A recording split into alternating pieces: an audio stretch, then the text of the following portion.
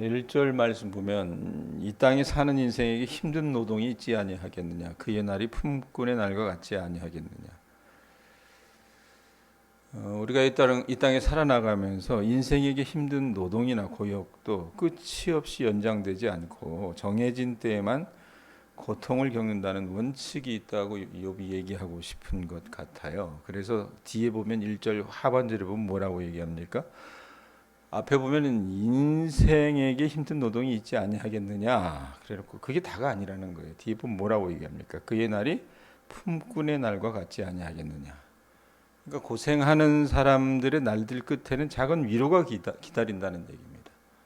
우리는 속담에 고생 끝에 낙이 온다 뭐 이런 얘기 있잖아요. 그러니까 마치 일용직 노동자가 고된 노동 후에 임금 받지 않습니까? 보상과 위로를 기대하는 것처럼 자기가 지금 고난당하고 있는데 그 고통 중에 있는 사람에게도 일정한 시간이 지나면 뭔가 위로가 될 만한 일이 있지 않겠느냐. 욥이 그렇게 넋두리를 하는 겁니다. 그러면서 계속 이어져요. 2절 보세요. 정은 저녁 그늘을 몹시 바라고 품꾼은 그의 삭슬 기다리나니. 비슷한 이야기입니다. 하루 종일 뙤약볕 아래 고생한 그 종이 저녁 그늘을 바라고 품꾼이 그의 하루 품삯을 기다리잖아요. 기다리듯이 욥은 저녁 그들을 기다린 종이나 삭슬 기다리며 고된 노동을 감내한 그 품꾼처럼 자신도 그렇게 그런 고통 후에 찾아오는 위로와 보상을 기다렸었다라고 얘기하는 겁니다. 그러니까 욥 자신도 이 고통스러운 이 날들을 보낸 후에 뭔가 하나님께서 뜻이 있겠지, 뭔가 좋은 일을 기대할 수 있겠지, 이게 끝은 아닐 거야 이렇게 생각을 했는데 여러분 욥의 삶은 어때요? 그렇지 못하다는 겁니다. 3절 보세요. 이와 같이 내가 여러 달째 고통을 받으니, 하루 이틀도 아니고 여러 달째 고통을 받으니 고달픈 밤이 내게 작정되었구나. 자, 이게 끝이 아니겠지. 고생 끝에 낙이 온다고 했으니까 좀 더 버티면, 견디면 하나님께서 언젠가 새벽녘이 밝게 하시겠지. 이런 바람으로 여러 달째 고통을 받았는데 뭐라고 얘기해요? 고통을 받으니. 그래놓고 뒷부분에 보면 뭐가 작정되었대요? 고달픈 밤이 내게 작정되었다고 탄식을 해요. 기다리면 뭔가 나아지겠지 생각을 했는데 몇 달 동안 이 거짓 희망이 자신을 붙들었다라는 얘기입니다. 이 희망 고문이라 그러잖아요. 해 뜨는 게 무서워요. 세월이 약이겠거니 생각하고 기다렸는데 해결이 안 되는 거예요. 그래서 밤마다 잠자리에 들면 4절에 뭐라고 얘기합니까? 보면 언제 일어날까? 밤이 언제 지나갈까? 그러니까 너무 괴로워하면서 새벽까지 이 뒤척이다가 잠을 이루지 못한 겁니다. 그럼 왜 이렇게 뒤척였느냐? 왜 이렇게 고통스러운 밤을 보내었느냐? 이유는요, 5절에 나와요. 어떤 일이 벌어집니까? 5절에 보면 한번 같이 읽습니다. 시작. 내 살에는 구더기와 흙덩이가 의복처럼 입혀졌고 내 피부는 굳어졌다가 터지는구나. 자, 욥이 여러분 종기, 악창이 머리 끝에서 발끝까지 났다 그랬어요. 그러니까 욥의 살 피부에는요, 지금 얘기하는 것처럼 구더기와 흙덩이가 이 의복처럼 입혀진 겁니다. 그냥. 그러니까 욥의 피부는 굳어졌다가 터지는 거예요. 고름이 났다가 터지면 어떻게 해요? 다시 아무는 듯 했다가 또 어떻게 해요? 또 썩나고 이러는 겁니다. 그렇게 여러분 악창 때문에, 그 악창으로 인한 고통 때문에 잠을 일 수가 없는 거예요. 따갑기도 따갑지만 어떻게 해요? 자려고 하면 또 간지럽고 이러니까. 마치 악성 옷이 오른 사람처럼 이 굳었다가 진물이 흐르는 상처로 뒤범벅이 된 욥의 피부에는요, 구더기 같은 미생물이 어떻게 해요? 스멀스멀 기어 다니는 거예요. 그러니까 뭐라고 얘기합니까? 이런 고통 속에서 욥의 날은 배틀북보다 빠르게 희망 없이 지나간다라고 얘기해요. 속상하니까 못 참겠으니까 이제 누구한테 얘기합니까? 넋두리 하다가 하나님한테 항변하는 게 7절부터 뭐라고 얘기합니까? 7절 내 생명이 한낱 바람 같음을 생각하옵소서. 누구한테 얘기한다 그랬어요? 하나님한테. 나의 눈이 다시는 행복을 보지 못하리이다. 하나님, 지금 내 생명이 한낱 바람 같다는 것을 좀 생각해 주시고 내 생명을 좀 구해 주세요. 무엇을 하겠어요? 하나님, 힘들어서. 내가 이대로 죽으면 복났고 하나님의 선하심을 맛보지 못할 거라고 슬퍼하는 거예요. 나의 눈이 다시는 행복을 보지 못하리이다. 뿐만 아니라 8절 보면 뭐라고 얘기합니까? 사람들이 욥을 보면 뭐라고 할 거라 그래요? 나를 본 자의 눈이 다시는 나를 보지 못할 것이고 주의 눈이 나를 향하실지라도 내가 잊지 아니하리이다. 이렇게 아프다가 이렇게 고통다가 죽으면 자신을 본 사람들이 다시는 자신을 보지 못할 거고, 심지어 하나님이라 하여도 하나님의 눈이 자신을 향할지라도 자신은 더 이상 어떻게 해요? 죽게 되면 존재하지 않을 거라고 얘기하는 거예요. 구름이 사라져 없어짐 같이 스월로 내려가는 자는 다시 생명의 땅으로 올라오지 못할 것이기 때문이라고 욥이 부연 설명해요. 심지어 죽은 자는 다시 자기가 생전에 살던 집으로 돌아가지 못하고, 돌아가더라도 자기 처소도 다시 그를 알지 못할 거라고 얘기해요. 그러니까 욥이나 이 욥기 저자는요, 이때로 보면요, 이 천국, 이 내세에 대한 믿음이나 몸의 부활에 대한 신앙은 거의 모르고 있었다고 보시면 됩니다. 그러니까 죽으면 그뿐이라고 생각을 했어요. 자, 그러니 11절에 뭐라고 얘기합니까? 그런즉 내가 내 입을 금하지 아니하고 내 영혼의 아픔 때문에 말하며 내 마음의 괴로움 때문에 불평하리이다. 자기가 왜 불평하는지 그 이유를 얘기합니다. 왜 이유를 얘기합니까? 왜 어떤 이유를 얘기합니까? 몸이 아픈 것도 있겠지만 여러분 어떤 마음이에요? 거기 보면 영혼의 아픔 때문에 말한다는 표현이 있어요. 마음의 괴로움 때문에 말한다는 표현이 있습니다. 그러니까 자기 자신의 영혼의 아픔, 마음의 그 괴로움 때문에 입을 다물 수가 없고 불평을 그칠 수가 없다라고 하나님 앞에 한탄을 해요. 그러면서 따져댑니다. 12절 뭐라고 얘기합니까? 내가 뭐라고 그래요? 12절 읽어보세요. 내가 바다니까 바다 괴물이니까 주께서 어찌하여 나를 지키시겠나이까. 바다 괴물이라고 하는 건 여러분, 우리가 읽는 성경은 개역 개정이잖아요. 개역 성경을 어떻게 개정한 성경이거든요. 그 개역 성경이라고 하는 건 이 이전에 있던 한글판 성경인데 거기 보면 바다 괴물을 뭐라고 하냐면 용이라고 그냥 얘기를 해요. 히브리 말로 리워 야단 이렇게 얘기하는데, 그러니까 바다나 바다 괴물이라는 것은 여러분 어떤 의미냐? 세상의 혼돈과 재앙을 일으키는 존재를 뜻합니다. 쉽게 말하면 이렇게 따져대는 거예요. 하나님, 내가 무슨 사고 치를까 봐 걱정되십니까? 나 같은 게 뭐라고 하나님 지금 나를 이렇게 괴롭히십니까? 막 얘기하는 거예요. 네?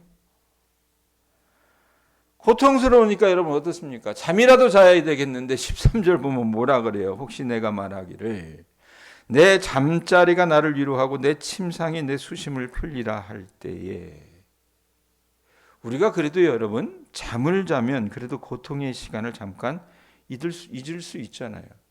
백권사님 잘 주무세요? 주무실 때? 그러지 않아요? 나하고 똑같네. 예? 근데 저희 아내는 잘 자는 복을 얻었어요. 잠이라도 자면 여러분 고통의 시간을 잠깐 잊지 않습니까? 그래서 내가 좀 잠이라도 좀 청하면서 이 고통을 잠시 넘어가려고 딱 해야 되겠다 그렇게 생각을 하는데, 이게 뭐예요? 환장하는 게 꿈으로 하나님께서 어떻게 또 괴롭힌다는 거예요. 쳐들어온다는 거예요. 14절부터 16절 보세요. 뭐라고 얘기합니까? 제가 얘기한 거 그대로 얘기하잖아요. 주께서 그래놓고 뭘로? 꿈으로 나를 놀라게 하시고, 아기가 걸리는 들리는 꿈을 꿨든지 뭐가 나를 쫓아오는 꿈을 꿨든지, 그래서 그 꿈으로 또 괴롭히는 거예요. 잠을 잘래야 잘 수도 없는 거예요. 환상으로 나를 두렵게 하시리이다.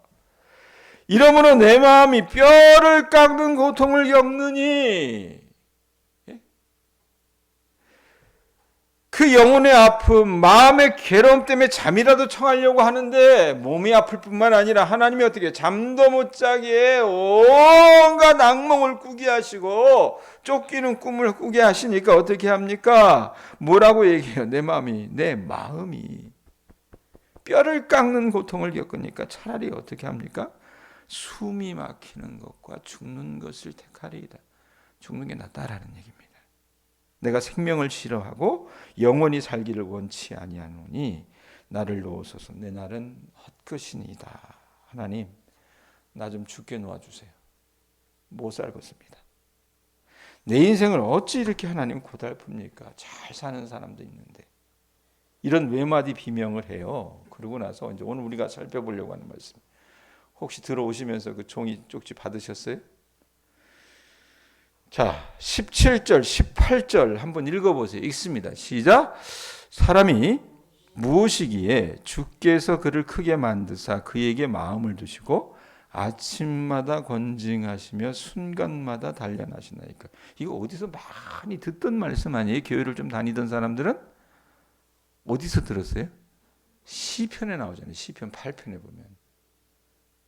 근데 비슷한 표현인데 달라요. 전혀 어감이. 시편 8편 거기 제가 써놨죠. 한번 보세요. 4절에서 9절 읽습니다. 시작.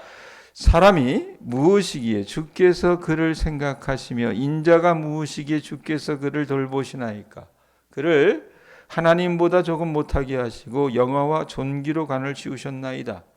주의 손으로 만드신 것을 다스리게 하시고 만물을 그의 발 아래 두셨으니 곧 모든 소와 양과 들짐승이며 공중의 새와 바다의 물고기와 바닷길에 다니는 것이니이다.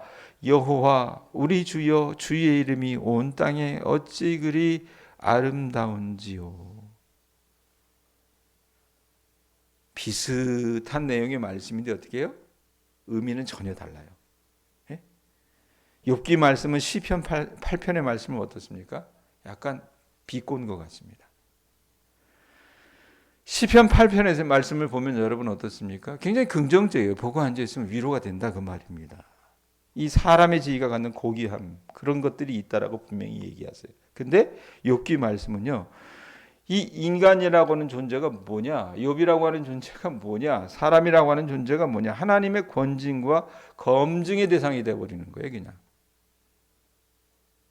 그러니까 18절에서 뭐라고 얘기합니까? 아침마다 건징하시며 순간마다 단련하시나이까. 마치 스토커처럼 인간에게 과하게 관심을 갖는 그 하나님의 대상물이 된 그런 인간의 모습을 욥은 그려내고 있다라는 얘기입니다. 사람이 무엇이기에 주께서 그를 크게 만드사 그에게 마음을 두시고 아침마다 권징하시며 순간마다 단련하시나이까. 여러분 욥의 이 항변에 우리는 어느 정도 공감할 수 있습니다. 그 정도의 고난을 당한다면 무슨 낙이 있겠어요. 살아있는 것 그 자체가 여러분 고통이고 생죽음인데 광대하고 광활한 우주에 창조주 하나님이 신경 쓰셔야 할 일이 여러분 엄청나게 많을 것 같다라고 생각하잖아요. 그러면 도대체 하나님은 왜 우주의 먼지에 불과한 욥의 인생에 이토록 관심을 갖고 계시는가? 하나님 앞에 인간의 선행과 죄악은 도대체 어떤 의미가 있을까? 자기는 하나님 앞에 의롭게 살았는데 왜 이런 고난을 당하는가? 천지 만물의 창조주 하나님의 관점에서 인간은 도대체 어떻게 보일까? 아주 미약한 존재가 아닐까? 아니면 엄청나게 중요한 존재인가? 그렇게 크고 변함없는 우주를 창조하신 하나님이 이토록 작은 피조물인 인간의 일거수일투족에 왜 그토록 엄청난 의미를 부여하고 계실까? 막 물어대는 거예요. 욥은 설령 자신이 하나님 앞에 무슨 죄악을 지었다 하더라도 그것이 하나님께 얼마나 손해를 끼치겠느냐고 되묻는 겁니다. 별거 아니잖아요. 하나님 입장에서 봤을 때. 자, 이렇게 따져 묻는데 그러면 같은 단어를 쓰는 말씀의 시편 8편은 어떤 얘기를 하고 있는가? 분위기가 다르다 그랬잖아요. 시편 8편 다시 보세요. 주제가 되는 건 여러분 인간의 유한함입니다. 시편 8편도. 그렇지만 어조는 여러분 밝아요. 굉장히. 자, 사람이 무엇이길래 이처럼 하나님께서 인간을 인자와 존귀의 면류관으로 그에게 씌워주셨는지요. 그러니까 시편 8편의 저자는요, 하나님의 돌보심을 만끽하며 만물과 어떻게 화목하면서 살아가고 있다는 얘기입니다. 그의 눈에는 온 땅 만물 안에는 하나님의 이름은 뭐가 있어요? 하나님의 이름은 인자와 성실이에요. 그 인자하고 성실하신 그 하나님의 이름이 만물 아래 밝게 빛나고 있어 보였어요. 그러니까 분위기가 전혀 다르다 그 말입니다. 그런데 욥은 어때요? 같은 단어를 쓰는데도 그의 영혼은 괴로움과 상처만 가득하니까 자기를 괴롭히는 하나님의 그 세찬 공격과 압박에 숨이 막혀가지고 이제는 자기 자체, 인간의 존엄성에 대해서도 심각한 의문이 드는 거예요. 그는 아침마다 어떻습니까? 하나님이 내가 자고 있으면 깨워가지고 어떻습니까? 잠도 못 자게 하는 데다가 나를 든들어 깨워가지고 아침마다 회초리를 두들겨 맞으며 분초마다 하나님의 공의와 사랑을 의심할 수밖에 없는 시험거리들로 어떻게 날마다 고통당하고 있는 거라 그 말입니다. 그러면서 20절에 뭐라고 항변합니까? 7장 20절, 욥기 7장 20절에 뭐라고 그래요? 뭐라고 그래? 읽어보세요. 시작. 내가 범죄하였던들 주께 무슨 해가 되오리까? 어찌하여 나를 당신의 관역으로 삼으셔서 내게 무거운 짐이 되게 하셨나이까? 라고 내가 범죄하였던들 하나님께 무슨 해를 내가 입힌 적이 있습니까? 크신 하나님에 비하면 나는 아무것도 아니잖아요. 반문해요. 자, 이 질문에 대해서 그럼 하나님은 답하시는가? 욥기에서는 답을 안 하십니다. 그럼 여러분이 이 땅에 살아나가면서 여러분의 인생을 어떻게 보십니까? 욥처럼 볼 수도 있습니다. 오래도록 고난을 겪으면요, 도대체 하나님이 왜 내 자식이 저렇게 하루아침에 병이 걸려 넘어지게 하시고 늙은 이 어미의 마음에 이렇게 큰 수심을 갖게 하실까? 나는 기도해도 하나님은 듣지 않으셔. 이런 생각 갖게 되면 여러분은 어떻습니까? 억장이 무너져 내려앉아요. 예? 그런 우리에게 하나님께서 주시는 말씀이 뭐냐? 과연 내 삶은 의미가 있을까? 창세기 1장 26절에서 28절이에요. 종이 한번 보세요. 나눠드린 종이. 읽어보세요. 시작. 사람 만들어 놓고 하나님이 어떻게 하셨어요? 하나님이 이르시되 우리의 형상을 따라 우리의 모양대로 우리가 사람을 만들고, 자, 형상을 따라 우리의 모양대로, 인간이라고 하는 존재는 하나님의 모양대로 만들어진 존재예요. 그래놓고 뭐라고 얘기합니까? 그들로 바다의 물고기와 하늘의 새와 가축과 온 땅과 땅에 기는 모든 것을 다스리게 하자 하시고, 하나님이 자기 형상 곧 하나님의 형상대로 사람을 창조하시되 남자와 여자를 창조하시고 하나님이 그들에게 뭘 주셨대요? 복을 주시며 하나님이 그들에게 이르시되 생육하고 번성하여 땅에 충만하라, 땅을 정복하라, 바다의 물고기와 하늘의 새와 땅에 움직이는 모든 생물을 다스리라 하시니라. 창세기 말씀을 가지고 보면요, 몇 가지를 우리가 찾을 수 있어요. 첫째는 사람은 어떤 존재라 그랬어요? 하나님의 형상으로 창조된 만물의 영장이요, 하나님을 대리하는 사람들입니다. 그러니까 하나님 앞에 여러분, 인간이라고 하는 존재는 지극히 작은 미물에 해당할 뿐만 아니라 거기에서 그치는 것이 아니라 하나님을 대신하는 대리자라는 거예요.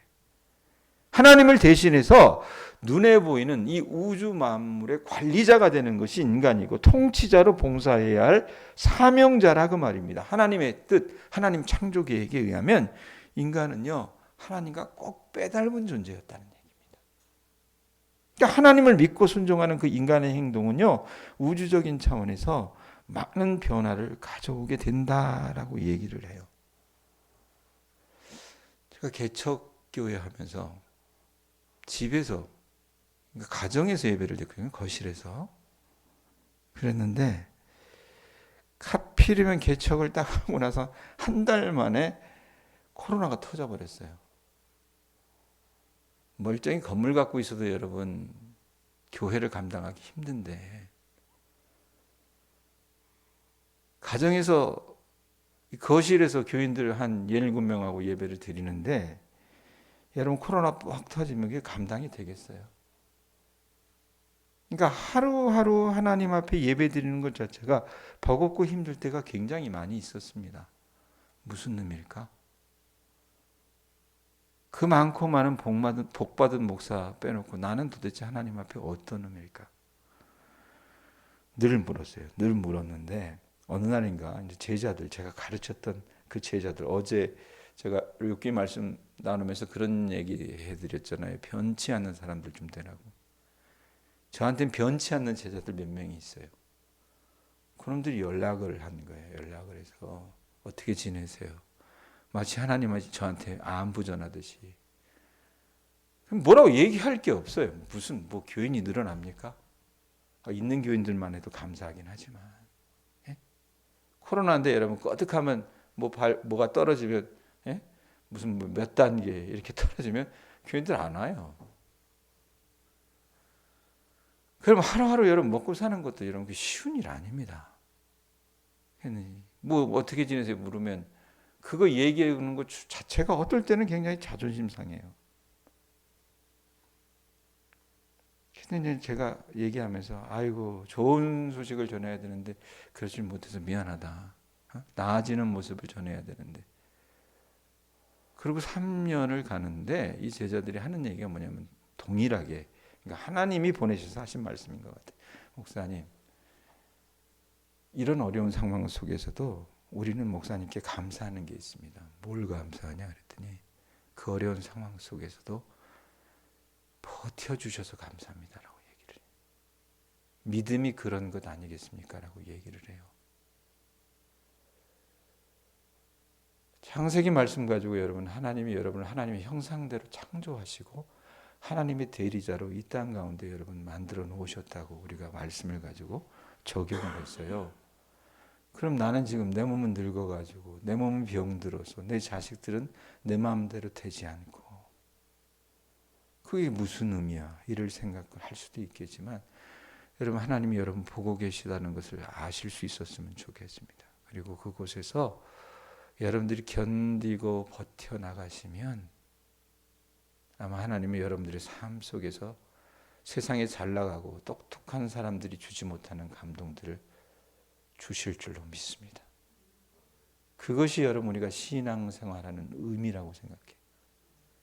백권사님 다시 말씀드리지만 의기소침하지 마시고 소망을 잃지 마시고 그렇게 기도하실 수 있기를 바랍니다. 욥을 하나님이 여러분 버리셨어요. 끝내보면 우리는 결말을 알잖아요. 죽이지 않으셨잖아요. 예? 그를 망하게 하지 않으셨잖아요. 갑절의 복을 허락하지 않으셨습니까? 그러니까 여러분들이 하나님의 자녀로서 때로는 정말 하나님 앞에 타박하고 싶고 속상해서 하나님 앞에 원망하고 싶은 마음이 많이 드는데 원망하고 싶으면 원망하세요. 그런데 거기서 끝나지 마시고 하나님을 향한 그 믿음을 가지고 잘 버텨주시고 견뎌주신다면 마침내 복을 주실 줄로 믿습니다. 같이 기도하겠습니다.